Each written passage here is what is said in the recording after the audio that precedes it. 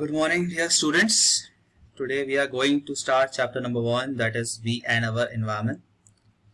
In this chapter we will learn several topics, that is environment and its components. Second, we will learn human environment, and in the last we will learn about environmental pollution and what is environmental pollution. Okay. So our first question in this chapter, if we are starting this chapter, our first question is what is environment? ठीक है, what is the basic definition of environment? Basic definition क्या होती है environment की? So environment is defined as the surroundings in which an organism lives. ठीक है, एक ऐसा सराउंडिंग ऐसी आप बोल सकते हो आसपास के जो एरिया है आपके, ठीक है, जिसके आसपास एक ऑर्गेनिज्म लिव करता है, यानी कि इंसान, जानवर या पेड़ पौधे. ठीक है, ये जो हमारे आसपास का एनवायरमेंट है जो हमें सराउंड करता है, इसे हम क्या कहते हैं? एनवायरमेंट कहते हैं.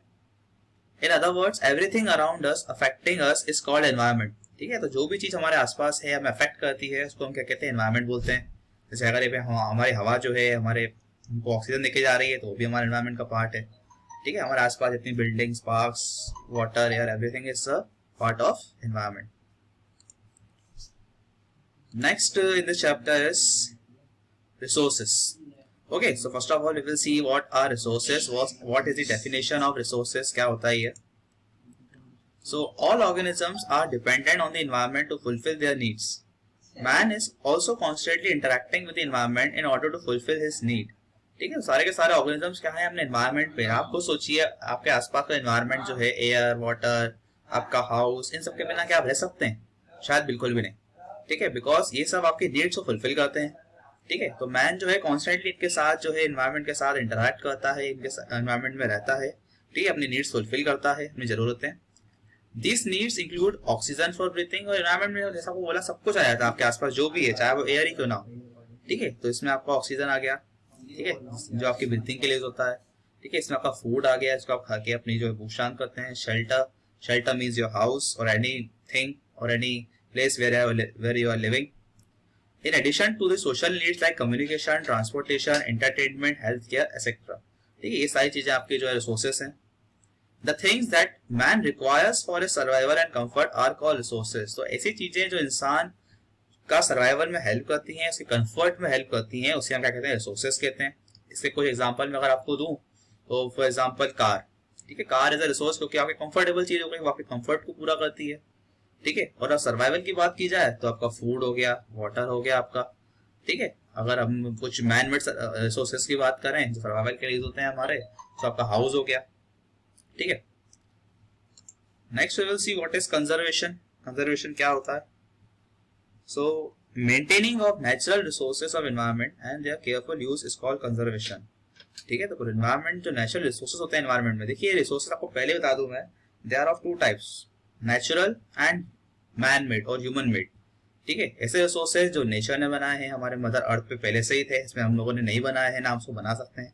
For example water, air, land, इसको हम बिल्कुल नहीं बना सकते. And some are human made resources like parks, buildings, ठीक है, रोड्स. ठीक है, तो कंजर्वेशन में आपकी बात हो रही है नेचुरल रिसोर्सेज की, ह्यूमन मेड की नहीं हो रही है यहाँ पे बात. ठीक है, नेचुरल रिसोर्सेज का हम लोग जो यूज करते हैं उनको केयरफुल तरीके से यूज करना. ठीक है, दैट इज कॉल्ड कंजर्वेशन. ठीक है, अगर हम पानी को ज्यादा वेस्ट करेंगे तो वो बर्बाद हो जाएगा. It is a photo of two types of environment. You can see here natural environment and human environment. ये देख सकते हैं आप पानी बहता हुआ. ठीक है, and here you can see human environment. ठीक है, चीजें ह्यूमन ने बनाई है, जैसे कि ये बिल्डिंग, इधर कुछ कार दिख रही हैं, here are some lights. Okay. Next you can see components of environment. ठीक है, so there are two different components of environment. First is biotic. Next one is abiotic. ठीक है, इनमें दोनों में बड़ा ही सिंपल सा अंतर है. Biotic means all the living things on the planet Earth. Earth पे जितनी भी लिविंग थिंग है वो सब क्या होंगी? बायोटिक. और जितनी नॉन लिविंग थिंग होगी वो क्या होंगी? अबायोटिक. ठीक है, जैसे कि अगर हम लिविंग थिंग्स की बात करें तो प्लांट्स, एनिमल्स, इसमें आप ह्यूमंस ऐड कर सकते हैं. नॉन लिविंग की बात करें तो एयर, वाटर, और क्या ऐड कर सकते हैं इसमें हम लोग? We can add land. Okay, land is also a resources. एक हमारा ये भी environment का component है, ये जो कि non living है. The abiotic environment includes the air atmosphere, ठीक है, जो हमारा अब आर्टिक एनवायरमेंट होता है जिसमें हमारा क्या क्या आ गया, आपका एयर आ गया, इसको हम एटमॉस्फेयर बोलेंगे। आपका वाटर आ गया, इसको हम क्या बोलते हैं, हाइड्रोस्फीयर। और आपका जब हमने बोला लैंड, इसको हम क्या बोलते हैं, लिथोस्फीयर।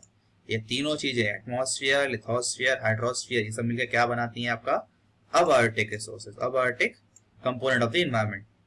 और आपका जो बायोटिक इन्वायरमेंट है आपका, उसमें आपका क्या आ गया, सारे प्लांट्स, एनिमल्स और ह्यूमंस, ठीक है, जो हमने लिखे हैं यहाँ पर। और इस तीनों को मिला के हम क्या बोलते हैं, बायोस्फीयर। ठीक है, तो हमारा अर्थ पे 4 मेन कंपोनेंट्स अगर हम बात करें, एटमॉस्फेयर, हमारे अर्थ पे हवा है, एयर है। नेक्स्ट हमारे अर्थ पे हाइड्रोस्फीयर है, वाटर है। तीसरा हमारे अर्थ पे क्या है, लिथोस्फीयर। और जहां ये तीनों चीजें मिल जाएंगी वहां पे ह्यूमंस, प्लांट्स और एनिमल्स रह पाएंगे, इसको हम क्या बोलते हैं, बायोस्फीयर।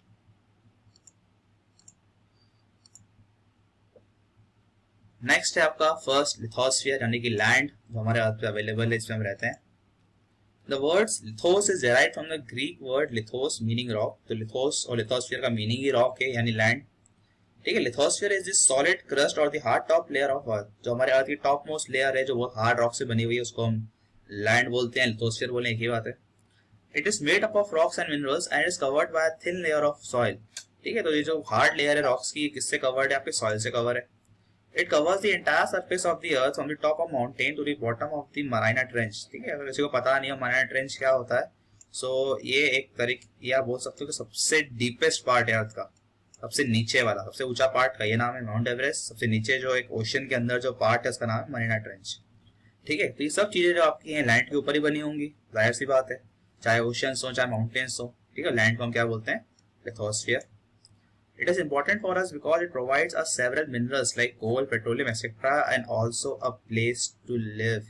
लिथोस्फीयर क्यों इंपॉर्टेंट है, क्योंकि हमें कुछ मिनरल्स, खुदाई पे हमें मिनरल्स मिलते हैं लाइक कोल, पेट्रोलियम, और ये हमें रहने के लिए एक जगह देता है। घर क्या बनेगा अगर लैंड नहीं होगी तो।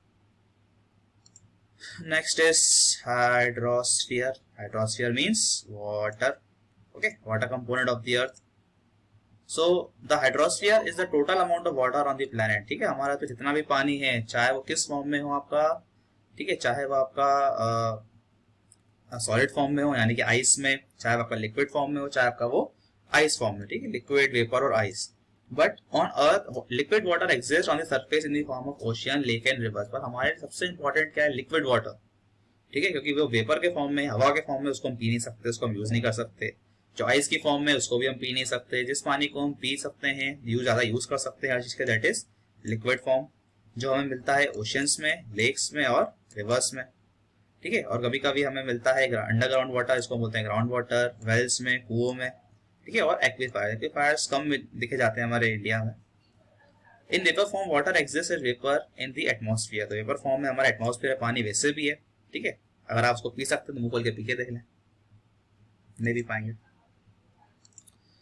Next is atmosphere. ठीक है, एटमॉस्फियर मींस एयर। ठीक है, the envelope of air which surrounds the earth. ठीक है, तो एयर हमारे अर्थ को सराउंड करके रखी है, इसको हम बोलते हैं एटमॉस्फियर। हमारे आसपास जो भी एयर है, चाहे उसमें ऑक्सीजन हो, चाहे कार्बन डाइऑक्साइड हो, चाहे yes other gases like nitrogen, it is retained in its place by earth gravity. तो अर्थ की ग्रेविटी के कारण जो है ये अर्थ के साथ चिपकी हुई है हमेशा एटमॉस्फियर में। It acts as a security blanket. ठीक है, सिक्योरिटी ब्लैंकेट इसलिए क्योंकि आप आगे पढ़ेंगे, इसमें लिखा है ऐसा, the atmosphere protects life on earth by absorbing ultraviolet radiation. ठीक है, सन से जो अल्ट्रावायलेट रेडिएशन आता है, जो खतरनाक रेस आती है, उनको एटमॉस्फेयर अब्सॉर्ब कर लेता है। ठीक है, warming the surface through heat retention. ठीक है, और एक और काम क्या करता है एटमॉस्फेयर हमारा, जो हीट आती है सन से उसको वापस जाने नहीं देता है, ताकि हीट जो हमारे अर्थ भी रह जाए। ठीक है, क्योंकि इतना ठंडा मौसम होगा तो उसमें भी रह नहीं पाएंगे। The changes in weather and climate are also due to presence of atmosphere। अगर एटमॉस्फेयर हवा नहीं होगी तो हमारे वेदर में, हमारे यहाँ के क्लाइमेट में भी कोई चेंज नहीं आएगा, सीधी सी बात है। The atmosphere provides us life-giving oxygen and also carbon dioxide for survival of plants। ठीक है, तो ये जो है आपके दो डिफरेंट कंपोनेंट्स हैं एयर के, आपके ऑक्सीजन और carbon dioxide. Oxygen is important for us and carbon dioxide for plants. Next and last is biosphere, means all living organisms। ठीक है, the biosphere is a narrow zone where the lithosphere, the hydrosphere and the atmosphere interact with each other to support life। ठीक है, जहां पर हमें land मिल जाएगी रहने को, वाटर मिल जाएगा पीने को, एयर में से ऑक्सीजन मिल जाएगी सांस लेने के लिए। ठीक है, उस जगह पे क्या होगा, बायोस्फीयर एग्जिस्ट करेगा, यानी रहने के लिए जगह मिल जाएगी हमको, क्योंकि हमें रहने के लिए तीनों चीजें जरूरी हैं। जहाँ भी अगर एक चीज नहीं मिलेगी वी कैन नॉट लिव। इसीलिए हम बाकी प्लैनेट्स पे नहीं रहते हैं, सिर्फ अर्थ प्लैनेट पे लाइफ एग्जिस्ट करती है, क्योंकि बाकी सब प्लैनेट में इनमें से कोई ना कोई चीज क्या है, मिसिंग है। लैंड तो हर जगह ही है, यहाँ तो लिक्विड वाटर नहीं मिलेगा आपको, यहाँ तो एयर नहीं मिलेगी, आपको ऑक्सीजन नहीं मिलेगी। Hence refer to the living world and includes all plants and animal life. Without the biosphere, देखो वही चीज लिखी है, the earth will be a lifeless planet such as Mars और Venus। ठीक है, तो बिना इन सब चीजों के या बिना लाइफ के हमारा अर्थ कैसा हो जाएगा, मार्स और विनस की तरह, यहाँ कोई रहता ही नहीं है। ये आप देख सकते हैं एक चार्ट, ये जो गोला दिख रहा है आपको फर्स्ट वाला, ये वाला, ठीक है, ये मान लीजिए एयर है, ये वाला जो है आपका लैंड है, ये वाला क्या है आपका मान लीजिए वाटर है। ठीक है, तो जहां पर आपके तीनों मिल रहे हैं, ये देखिए ये वाला जो पार्ट वो कर रहा हूँ हाईलाइट, ठीक है, जहाँ पे तीनों चीजें आपको मिल जाएंगी वहां पे क्या हो रही है, आपको क्या मिल जाएगा, बायोस्फीयर यानी लाइफ। ठीक है, वही समझाने के लिए डायग्राम है सिंपल सा, कोई और एक्स्ट्रा चीज नहीं थी उसमें। Next is ecosystem. What is ecosystem? So everything in the natural world is interrelated. Plant, animal and human beings depend on their immediate surroundings. They are often interdependent in each other as well. So होता क्या है हमारे environment में, everything is interrelated, interdependent on each other. ठीक है, इसका अगर मैं example दूं आप लोगों को, तो इसका example आप ले सकते हैं कि ग्रास, घास, ठीक है, इसको हम इंग्लिश में ग्रास बोले हैं, हिंदी में घास। ठीक है, ग्रास मान लीजिए कौन खा रहा है, आपका डियर, हिरण। ठीक है, हिरण ने जो है घास खाई, ठीक है, और हिरण को मान लीजिए कौन खा गया, फिर लायन। ठीक है, और लायन जब उसकी डेथ हो जाती है तो उसकी बॉडी से क्या होता है, ठीक है, उसकी बॉडी जमीन में चली जाती है वापस, और जमीन वापस से क्या हो जाती है, फिर से ग्रास। ठीक है, तो एक तरह की चेंज चलती रहती है आपकी। ठीक है, अब लायन से ग्रास कैसे हो गई, कि इसके लिए थोड़ा साइंस की आपको नॉलेज ज्यादा होनी जरूरी है। ठीक है, कि उसकी बॉडी जो डिकम्पोज हो जाती है, ठीक है, और डिकम्पोज होने के बाद वापस से वहां पे ग्रास उग जाती है। These relations of dependence and interdependence constitute an ecosystem। यही डिपेंडेंस जो है एक सिस्टम बनाता है आपका। ठीक है, और क्योंकि एनवायरनमेंट में बना है सिस्टम, इसलिए इकोसिस्टम बोलते हैं। ठीक है, सारी चीजें डिपेंडेंट है एक दूसरे पे। In other words, an ecosystem is a system formed as a result of complex interaction of all living organisms with each other। ठीक है, सारे लिविंग ऑर्गेनिजम्स का एक दूसरे से जो है एक इंटर रिलेशन बना हुआ है। And with the typical physical and chemical factors of the environment in which they live। ठीक है, हर चीज एक दूसरे से जरूरी है। जैसे अगर हमें वाटर नहीं मिलेगा, ठीक है, तो हम पिएंगे क्या? ठीक है, और अगर हम वाटर को यूज नहीं करने के लिए ह्यूमंस नहीं होंगे तो पानी जो है जमा होता जाएगा अर्थ पे। ठीक है, और पूरे अर्थ पे बाढ़ आ जाएगी। आप ये भी सोच सकते हैं, दोनों जरूरी है एक दूसरे के लिए। Next is environmental pollution. ठीक है, हमारा लास्ट टॉपिक है ये। So what is environmental pollution? The over utilisation of natural resources. ये आपको एक एक पॉइंट देखने हैं थोड़ा ध्यान से, because there are two types of resources. ठीक है, हमने पहले देख लिया नेचुरल और human. By human beings to satisfy their needs, हमने पहले ही पढ़ा था। रिसोर्सेज क्या होते हैं जिससे हमारी नीड्स क्या हो, सेटिस्फाई हो, पर इसको हमने यहाँ पे ओवर यूटिलाइज कर दिया, बहुत ज्यादा यूज कर दिया। Hence it causes environmental pollution. अगर ज्यादा यूज करेंगे नेचुरल रिसोर्सेज का हम लोग, तो उससे क्या होगा, एनवायरमेंट पॉल्यूशन हो जाएगा। अगर हम एयर का कुछ ज्यादा गलत यूज करेंगे, पानी का ज्यादा वेस्ट करेंगे, तो इट विल कॉज पॉल्यूशन। ये आप देख सकते हैं फोटो पॉल्यूशन की। So it becomes necessary to balance the environment. People have to learn and maintain harmony with the environment. ठीक है, तो इसे जरूरी हो जाता है, क्योंकि हमने पहले ही देखा कि बिना एयर के, बिना वाटर के, बिना लैंड के हम लोग सर्वाइव नहीं कर सकते। ठीक है, और अगर हम इन तीनों चीजों को खत्म कर देंगे या खराब कर देंगे, ठीक है, so we cannot live, क्योंकि इन तीनों चीजों के मिलने से ही बायोस्फीयर या लाइफ एग्जिस्ट करती है अर्थ पे। ठीक है, so that's why we have to balance. हमें बैलेंस बनाना होगा, अपनी नीड सेटिस्फाई भी करनी होंगी और इन्हें ओवर यूटिलाइज भी नहीं करना होगा, ढंग से यूज करना होगा, कहने का मतलब। ठीक है, ताकि हमारा एनवायरमेंट क्या हो, एक बैलेंस में बना रहे। चलिए, इन द लास्ट, ठीक है, थैंक यू फॉर वॉचिंग। ठीक है, I hope you have understand well. ठीक है, आपको एक्सरसाइज जो है बुक में दी होगी, you can practice that exercise और क्वेश्चन आंसर्स ऑल्सो। ठीक है, बुक में वैसे थोड़ा बहुत एक्स्ट्रा दिया, उसकी रीडिंग कर लीजिए। बाकी मेन जो चीजें आपकी बुक में, ठीक है, वो मेन जो क्रक्स है आपका, वो यही सब कुछ है आपका। समझने लायक चीजें मैंने आपको प्रेजेंट कर दी है। ठीक है, other things you can read from book also. So thank you.